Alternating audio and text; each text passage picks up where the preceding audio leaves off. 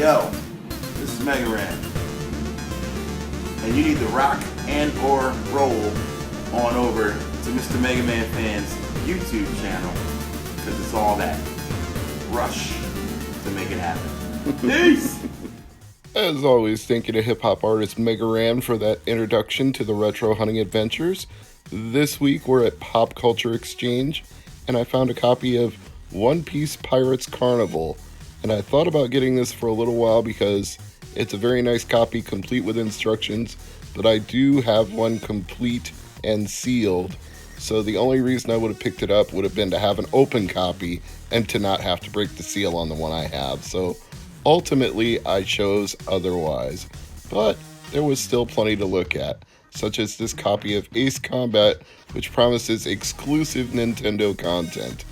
And we have a Teenage Mutant Ninja Turtles 3DS game there as well, so some things are definitely catching my eye.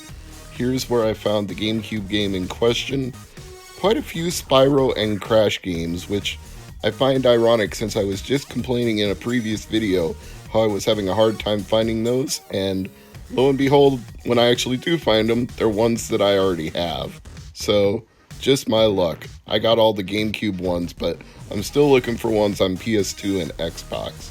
But you can never know for sure whether or not there's something you need unless you look through what's available. So I'm checking every single section of pop culture today, including the Nintendo 64 games, one with a really bad label there.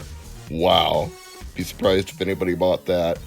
A lot of sports titles. That's almost always the case when you find a loose N64 games. There are lots and lots of sports titles. And Sega Genesis, kind of the same problem. Lots and lots of sports titles. Dreamcast, lots and lots of sports titles. This is one of the drawbacks of going to video game stores and looking through their retro content. You don't often find things other than sports titles. And when you do, it's something like Arrow the Acrobat or Sonic the Hedgehog 2 that you already have, unless you're getting into collecting for the first time. If that Experts didn't have such a crappy label, I might have thought about it, but that was in such rough shape, I was not about to buy it at any price.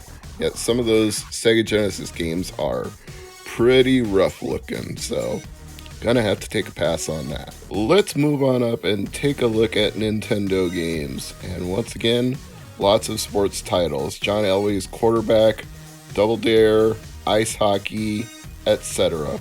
Over on the left, we've got Duck Hunt, Kung Fu, and Rad Racer. I think those are all black box era games. Then we've got some loose Atari cartridges up here at the top. Ms. Pac-Man, Missile Command, Asteroids, Warlords. That's some decent stuff if you're starting out an Atari collection. Gorf especially, that would be a good one to pick up if you're just getting into Atari. Then we've got loose DS and 3DS games, which is so incomprehensible to me. I never, ever buy loose DS or 3DS games when I know they came in a plastic clamshell with instructions. There's no reason that ever should have been thrown away, but sadly I know why there are loose copies. It's because GameStop did exactly that.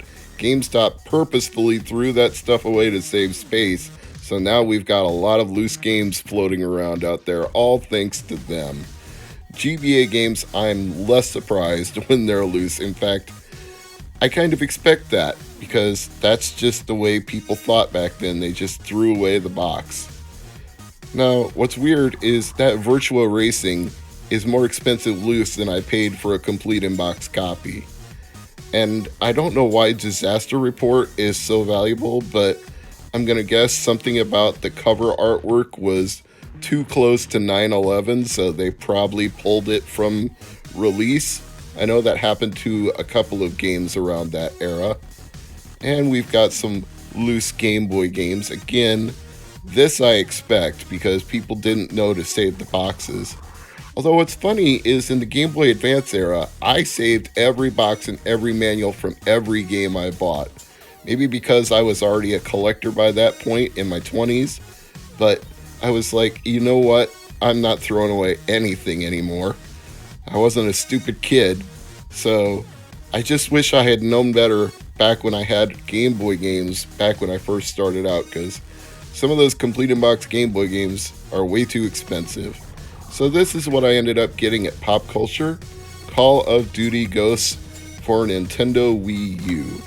It was on sale for 20% off, so I got it for $12, which is about the going price that you'll find on price charting, and you'd probably pay more for it if you bought it on eBay and had to pay tax and shipping. So for me, with tax, it was like $12.89. And this is another one of those Metal Jesus Wii U games that he made a list of games that you should have for Wii U if you're a collector. I'm down to missing only 8 of those out of all of the ones that he had on his list. So that's some progress. See you next time.